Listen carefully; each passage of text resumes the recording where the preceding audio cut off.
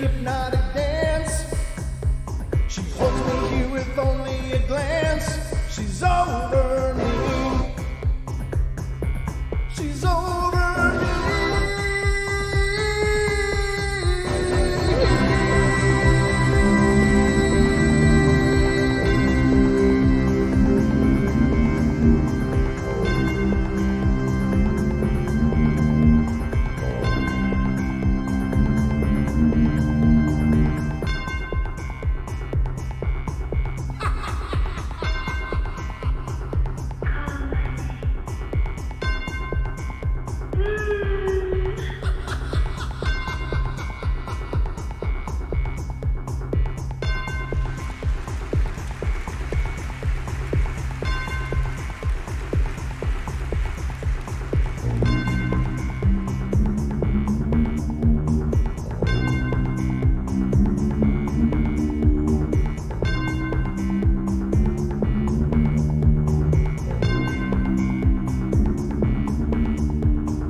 And ladies and gentlemen, welcome to tonight's episode of the Bedtime Stories from Beyond.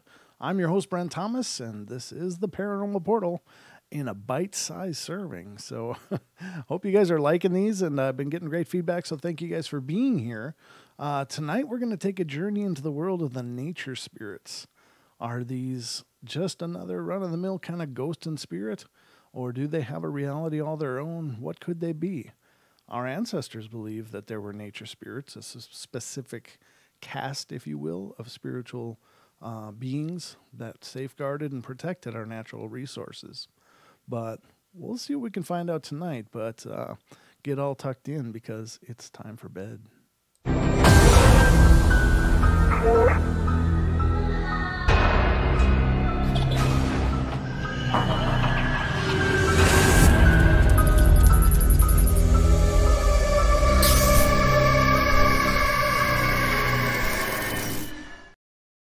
And so this is it. We're on our journey, ladies and gentlemen. And before I get started, I'd like to just say a warm, sincere thank you to Annette Critchfield, who just at the end of our last episode, I looked in my email just on a whim and saw that she had donated $20 to our PayPal.me. So Annette, thank you so much. That is so sweet and wonderful, and it helps so much. All of you guys that have given, just you got to know that it's just amazing to me, and I really appreciate your kindness and helping to support the portal. So thank you guys so much, all of you that have given, and to all of you that show up and spread the word and come into the chat rooms and create this amazing community.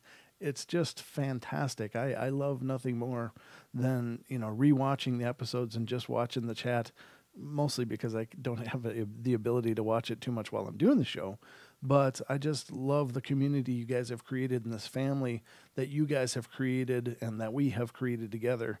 It's just nothing short of amazing. But again, Annette, thank you so much. I did see it. It was just phenomenal, and I'm absolutely humbled.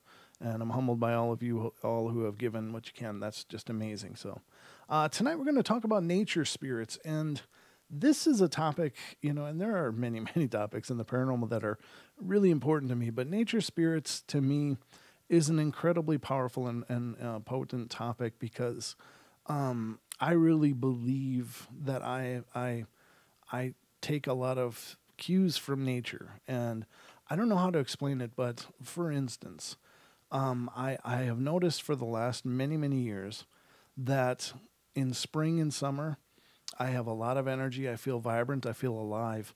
But and I love fall. Don't get me wrong. I think it's beautiful, and I love the Halloween season. I think that is just cool and spooky and fantastic. But I noticed that my energy is waning. And when we get to this time of the year, December to the January run, I'm just having all I can do just to stay awake for a full day. I just don't have the energy level that I should. Perhaps it's a vitamin D deficiency, just less sunlight. I get it. I understand. I do take vitamin D supplements, but I have a good friend of mine who was taking a whole bunch of vitamin D supplements and had his blood tested, and they said that he was really still deficient in the vitamin D. And he was absolutely appalled because he had spent a lot of time and energy in researching supplements to use and had done so and still didn't get the energy that he was supposed to. So perhaps it's just that with me too. But just as a side note, be careful where you're getting your supplements from, and make sure you research the company really well, because there's a lot of scammy stuff out there. But I also feel that it has a lot to do with just the natural energy. There's less natural energy for me personally in the winter time. I'm learning very consciously how to get in touch with this different kind of energy, because it's not natural to me. It's not easy for me, and I'm learning, and it's getting better. Through the last few years, I've been really making a conscious decision to try to tap into that natural energy that's still around. It's just in a different kind of sedate pattern, maybe. I don't know how to explain it. It's more of a, what am I going to say? More of a intuition thing when I'm talking like this. I don't really know always how to translate what I'm feeling into words, but I'm doing the best I can for you. But I think a lot of us are like that, and especially a lot of us in this community. We are incredibly grounded, and the people that I'm meeting on the portal are these powerful, vibrant entities of light. You all are just amazingly bright lights, and so it's neat to have this community of us. But I thought, as I was thinking about tonight's show, I was like, I bet you a lot of our listeners are kind of experiencing this as well, this fall-winter thing and what's going on. Is it something to do with the nature spirits? Is there a change in their behavior during the winter and stuff? And all of these questions we really can't answer. And I'm just putting them out there to see if you guys agree and resonate with this, or if it's just me. And it may very well be. I've got a few things loose, I'm sure, but I just think that the natural realm is a very special realm, and I know that for me, I get really usually very recharged when I go out in the woods looking for mushrooms, or when we go out and do hiking around and stuff. I'm not much of a real aggressive hiker. I'm the real flat path hiker, but I love to be out in nature. I feel really recharged by that, except, again, in this time of the year, it's really hard for me. So it's not really on topic, but it's not off topic either, because I think that during the spring and summer, these natural spirits, if they are indeed their own separate caste, and our ancient ancestors believed that there were specific types of nature spirits, like sylphs and fairies and dryads and et cetera, et cetera, et cetera. And they all were part of that, the kingdom, the natural kingdom, and they all had their roles in keeping balance and maintaining their parts of the natural kingdom. Now, are they as active in the winter? I don't know. I think somehow it just feels to me like everything kind of falls asleep in the winter, that everything's in a slumber. And I know that that's also talked about a lot in many legends and lore, and Norse reference, the Odin sleep and all of that. But is there something to that? Is that more of a time of serenity in the natural world and in the natural kingdoms of spiritual entities? So I find these topics absolutely compelling. I do personally believe that there probably are several different types. Again, and I've mentioned this before, we use these terms spirits, and it's just kind of this blanket term that covers everything that is ghost-like, the bunny ears. But, I don't think that truly identifies what we're seeing with any kind of specificity. I think it's a very, very vague reference to a whole lot of different beings and entities that exist on this plane outside of us or around us. So tonight, I'm just throwing out these things as food for thought. I would like to hear your thoughts if you guys notice this too, because I notice it totally, and it's hard sometimes to even stay awake for a full day. And I've said that before, but I'm telling you, I'm sitting here going, oh, I feel like I could just tip over sideways, and I don't sleep as well at night either. So, but let's get into these stories and see what you guys think. But let's see, I got to figure out where I'm at. I got a ton of things open here, ladies and gentlemen, but that's the way I work. That's how I roll. So the first one I want to read you is coming from 2015 out of Arkansas. And he says, here's an experience that I had maybe 1 or 2 years ago. It might have been the summer of 2013. Anyway, this is what happened. When I was a 13-year-old, my sister and I would hang out a lot.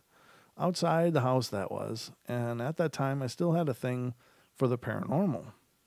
But I didn't know what I was going to see that day. We had a lot of woods around our house, and we would always go out into the woods, and lots of good memories. And this one time, my sister and I went into the woods, and we looked around, and nothing really new. I remember not having anything better to do, so I started to act a bit crazy. Near the entrance, my sister left. She was a bit tired, and after that I just looked around and I saw a branch laying on the ground, so I picked it up and decided to see if I could break this branch, so I started banging it really hard on the ground. And after trying, I gave up. It was pretty strong, and that's when I saw the thing that I would never forget. The moment I threw the branch into some vines, a green mist came out, and it was nearly as tall as a human, and it floated near the entrance of the woods. I was not really scared at that time, and I was really mostly feeling confused. But then when I remembered the paranormal after looking at it for a few seconds, I did get a little bit scared. So I jumped over the little creek and made my way to the entrance, and after I made it out, it was gone.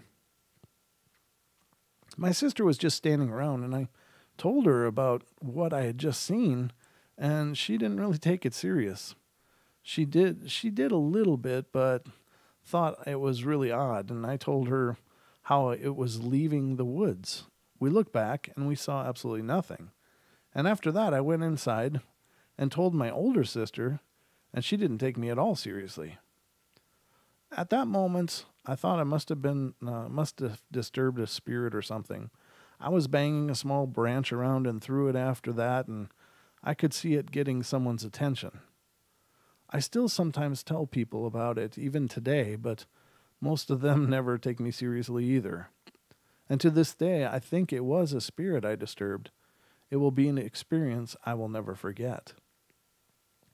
So, is this perhaps a guardian spirit that, if there are these responsible beings that are caretakers of sorts of natural spaces and places, what is the possibility that this would be one of them? And when this person was acting a fool and whipping a stick around, did it feel like perhaps its, realm was, in jeopardy? Did it show up just to kind of ascertain what was going on, or did it show up and just go, "Hey, I'm here, knock that off." "Hey, get out of here." I don't know. But I do like that idea. I do like the idea that there could be these guardian spirits that are just keeping balance, or just keeping everything in check, and keeping that natural energy flowing as possibly a caretaker for other larger beings. I don't know.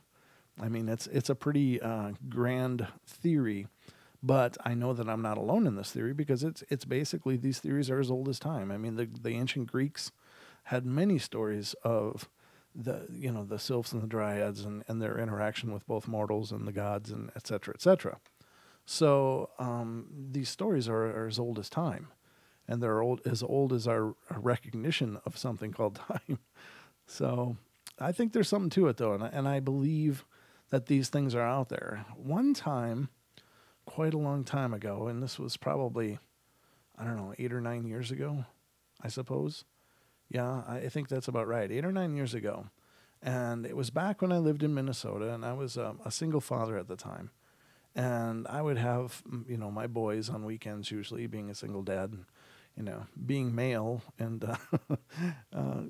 getting the standard rubber stamp of you can be a weekend parent. I would, every once in a while, take my boys into the woods and show them the places that I used to play and the things that I used to see. And there was one spot in the woods where I grew up that was really amazing to me. And it's hard to explain it, but it was a pretty thick forest. All hardwoods, ash, oak, elm, and so on and so forth. But it was also on the side of a bluff, and there was a boulder field of these great big limestone boulders. Well, there was just one area of these great limestone boulders which had sometime in our ancient past rolled down the hill and just came to a rest at this one I don't know. It's almost a terrace of the hill as it was coming down. There's a steep part, and then it kind of leveled off, and then it went down further towards the homes and stuff which are in that area. But it was in this spot that I found this little boulder gathering, but all of the boulders were covered by the softest and most amazing moss, and it was like a blanket. And I remember so many times as a teenager going up there and just sitting quietly in this beautiful woods, just being surrounded by the sounds of nature. And above this little boulder field was, of course, this natural break in the canopy of trees, and the light would just shine down, and it was just amazing. It was nothing short of magical. And I would sit there for hours and just lost in this amazing peaceful experience. And it was probably something that I did several times a week, and especially during the summers when living out in the country as a teenager, there isn't a whole lot else to do. So, but what had happened was at some point, this was in a state forest area, and at some point they opened up this forest area to logging, and it was maybe responsible logging and all of that, but basically this company came through and just took so many of the trees and left just a fraction of what was there. They still left many, mature trees, but all of that natural canopy was broken up now, and all this scrubby crap started growing up, and I lost that place. I went back many times over the years following that, trying to find where this place was, but it was just gone. There was no collection of boulders anymore that I could see, and perhaps they bulldozed it when they came through and made their logging road or whatever, and it was just gone. So it only lives now in my memories, but I was telling my boys about this. And so one day we decided to go for a hike, and I was going to try to show them around this area. And we didn't find that location again, even though I tried, and I still couldn't figure out where it might have been. But we kept going up the side of the hill until we got to a really high spot, and it was early spring. It was probably March, so it was mostly melted, but there was still some ice and patches of snow on the side of the bluff. And we, all three of us, and I'm talking my youngest at that time was 8 years old, and my oldest was about 14, and I was there as well. And all three of us stopped at the same time and just stood perfectly still and quiet. It was like all three of us felt the same energy, and without knowing what to do, and I really didn't understand it at the time, but I pulled out my Motorola flip phone, which at the time was pretty top of the line, and I started taking photos with the little built-in camera, and not an impressive camera, but these photos. After I was done, I put the phone away. I didn't review them at the time, but when I got back home, I pulled out my flip phone and looked at these photos, and in all of these photos, in this one place where we all felt this incredible reverence and energy, and they all talked about it. They, that whole rest of our journey up and down, they just said, "Dad, what was going on there? That was really weird." And I'm like, I don't know. Something amazing was happening, though. You could just feel it. And they were like, "Yeah, it was like I was vibrating." And I looked at these photos on my flip phone, and there were all these rainbow ribbons going through all of them. And I do photography as well, and I've been to college classes for photography, and I understand lens flares, I understand light anomalies and refractions and depths of field and stuff, but there's no explanation for these entire ribbons going in and around and through some of the fallen logs and stuff. It was just absolutely amazing, and I kept them, but sometimes at some point something happened to that phone, and all of the memory was lost, and I never did merge it onto any other media, so I lost that as well. But I do believe that we found maybe it was a ley line, maybe it was a vergence of ley lines there, where two of them came together and we found that spot, and it was really just a magical experience. But is that why that place that I used to love was so powerful back in the day? Because I was close to that as well, maybe. But and could those places be gateways and doorways for these nature spirits? I guess that's possible, but I'm sharing little bits and pieces of my life for you guys, and I hope you enjoy that. But I just think that these are my experiences, and maybe the portal is part of my journal to record these experiences for whomever cares to hear them, and maybe they'll hear something in there that makes sense to them. Maybe it'll help someone believe, or maybe it'll help answer some questions somewhere. I don't know. But it was a experience that I'll never forget. Now this one, I'm not going to read that one. This one is not what I thought it was either. I'm on a roll tonight. This one comes out in New Zealand, and it's from 2015. And it says, my experience took place when I was about 10 years old. My brother, who was a couple years older than me, and I went to stay with our Uncle Ron, who lived in a small town called Temuka, which is in South Island in New Zealand. Ron enjoyed fishing and hunting, and we often accompanied him on his various outings, and it was always a lot of fun. Anyway, on this one trip, Ron decided that we would go rabbit hunting in the Rangitata River, as rabbits seemed to love the sandy soil, and there was plenty of trees and thickets along the river that they could hide in. I don't really recall much of the hunt, other than it was a beautiful sunny day, and I had a small 22 caliber rifle and was rationed out bullets by Ron because I was prone to unleashing a volley of inaccurate shots, and it had a 5-shot magazine. So, however, there was one part of the hunt that is still vividly clear in my mind. After we'd taken and been walking up the braided river for a while, I remember seeing a rabbit, firing at it and then chasing after it. And I must have been following it for a little while when I saw it dart into a small opening at the bottom stand of trees and shrubs. I ran closer to the opening, and my heart filled with excitement at the prospect of getting my first rabbit, when suddenly everything changed. The atmosphere changed. The air went still and quiet, and suddenly I felt really alone. And that's when this voice just exploded in my head. What are you doing? It was so loud and really angry, but it wasn't heard through my ears. It was in my mind, but it was coming from my mind. Not only did I hear the voice, but I felt the rage, and I could feel, without any doubt, it was to do with me trying to kill a little rabbit. Well, I can assure you I didn't hang around in those trees pondering the experience. I sprinted as fast as my little 10-year-old legs could carry me out of there. And I remember seeing my feet stumbling over the river stones and my lungs burning as I ran, completely terrified, back to where the others were.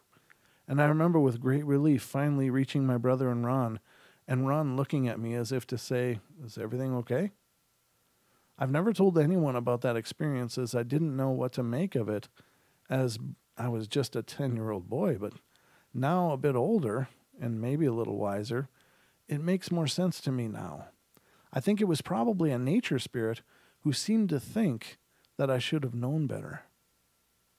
Very cool experience. I've never had that one, and I'd be fine not having it. I don't know. And when I say nature spirits, ladies and gentlemen, I know that there are many people that correlate the Sasquatch as basically a guardian of the forests and stuff, and perhaps they're right. I don't know. That's a whole lot of speculation that I couldn't begin to, ponder, because I just don't have any basis for any kind of conclusion. I guess it's possible. I don't know what they're doing out there. I guess they could be keeping an eye on things as well. But when I'm talking about nature spirit, I'm talking about spiritual things, or it could even be some of the fae folk, the little people. I do have an acquaintance, and he's actually a member of a Facebook group, but I didn't get his permission to share the story. But I'm going to share the story without naming him. And he once shared an experience. He was an avid Sasquatch hunter, and he was up in the mountains near where he lived, and I believe he's from up in Canada. And he had many great encounters and wrote fantastic stories of what he has seen and experienced while doing this. But one story I was absolutely amazed with was he was up on the side of the mountain and camping out of the back of his pickup truck, and he was kind of sitting there in the dark, but it was a moonlit night and very bright, and he says that he looked back down the trail that he drove in on, maybe, and I'm guesstimating here. I'm trying to recall the exact details, but I can't.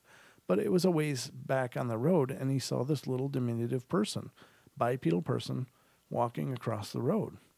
And it wasn't that far away, but he said it was close enough that he could hear it, and he could hear the footfalls. And then when it looked and saw him, it suddenly darted under this low pine tree. He said he ran right over there, and it was literally a matter of a few seconds from when he saw it that he ran over there. And he got to where he could see under the pine tree with perhaps a flashlight, as I recall.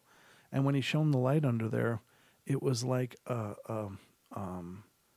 like a mongoose kind of thing, or, not mongoose, obviously, because they're from Africa, but as I can't remember the animal that he actually named, but like a badger. So it was, in his eyes, this thing had transformed from a little person into a being, a creature. And so when I'm reading this last story from out of New Zealand, and this rabbit, the kid obviously missed, but it ran and ran and ran and ducked into a tree. And then when he went in there, suddenly he got this mental barrage of, what are you doing? Could that have been a shape-shifted nature spirit of some kind? And I don't know. I mean, it all gets completely fantastical, and I understand that because I always have one foot grounded in the world, and I have another foot grounded in anything as possible. So I try to keep a balance as much as I can because I think it's important to be objective. But what if? What if there are many things out there, and there are things that can change from one into another. And again, I have to refer to like the skinwalkers and the idea from the, the First Nations tribes of these beings that can change from animal to people. Shamans are legendarily able to transform into wolves and elk and different animals at will. And is that possible? It could be. It could be. I don't know. So I love the idea of nature spirits. I think that they're incredibly powerful and completely impressive, because I love the idea that there are so many layers and levels of possibility out there. And I repeat that all the time, and at the risk of being redundant, I'll still repeat it because I think that the universe is completely dynamic and fluid. Our ideas of reality are constantly being challenged by the paranormal. So I think that's fantastic, personally. So let me read you one more, and this will be the end of our journey for tonight. And this one comes out of the Philippines from 2011, and it says, I'm not sure how other countries perceive elementals, but here in the Philippines they are called encantos, or anitos, and so on. These encantos and anitos used to be worshipped by ancient Filipinos until Spain decided to force Christianity on us a few hundred years ago, and only then were they thought of as evil entities. Personally, I think elementals are a part of nature too, but we're made differently, just like when someone would be born with an extra toe, no arms, no legs, etc. To me, they are like nature's special brothers and sisters. But of course, please enlighten me if my understanding is wrong, because it was just an uneducated opinion formed based on what I've seen. The first story was when I was with my family, and we're on a 3-day vacation in Baguio, B-A-G-U-I-O city, and I was around 16 or 17 at the time. This city is famous for its many hauntings, and especially after the 1990 or 91 earthquake that pretty much reduced the city to rubble. But honestly, I don't think that what I saw was a ghost. Somehow, it had a different feel to it. The house that we stayed in was a vacation home owned by my mom's boss, and she was nice enough to let us use the place for free. The house was on the middle of a mountain, so you would need to drive up from the foot, and you can drive all the way up to the top as well. The house only had one private room and 2 semi-private rooms because the rooms on the second floor may be separated by walls and 2 different doors, but both rooms are mezzanine types. Mezzanine. So I can see the living room from where I was. On the first night, we were still really tired because of the 8-hour travel to the city and spending the day shopping for things and to bring home to our friends. But since I just ate, I can't go to sleep yet because of of my acid reflux. So I decided to grab the book I brought from my bag. And while I was reading, I noticed something flicker, like a quick flash of light in my peripheral vision. I looked up from the book to the window where I thought I saw the light coming from, but nothing was there. So I went on reading, and it happened again. But this time when I looked, I was in for a surprise. There was a bluish-white ball of light. It wasn't very bright, but luminescent, and I'm guessing it's as big as a volleyball or maybe slightly smaller. And if I were to estimate my distance from it, I'd say around 10 feet, far enough to see it clearly. And I was really kind of scared at first, but for a person who is easily attracted to shiny things and sometimes too curious, I continued to watch in awe. It looked almost magical. It bobbed up and down very slightly as it glided, and it left some sort of translucent, almost transparent tail like a comet as it moved. When it passed behind a tree, and again, to my surprise, it emerged on the other side of the tree, but no longer as one white ball, but hundreds of tiny little swirling balls of light. It was really awesome. I admit I still felt a little scared, but it was too pretty to ignore, and I had this feeling that whatever it was playing with me. Then it passed behind another tree, and then when it emerged, it was one big ball again. By the third time it emerged, the window only had enough space, so I had to stand up and walk towards the window to continue watching it. And it kept doing the same thing, compressed into a ball, scattering, then compressing every time it passed behind a tree, until it got so far up the mountain that I couldn't see it anymore. I don't know, but to me it was awesome, and I've never seen something so unnaturally pretty in my life. Of course, just like any person would do, I told everyone about it. My sister was asking why I wasn't scared, and I admitted I was at first, but when I looked at it long enough, it looked so pretty, and it didn't seem to mean any harm. My stepfather said it might have been St. Elmo's fire, but after researching it, St. Elmo's fire behaved differently, so I didn't really think it was what he said it might be.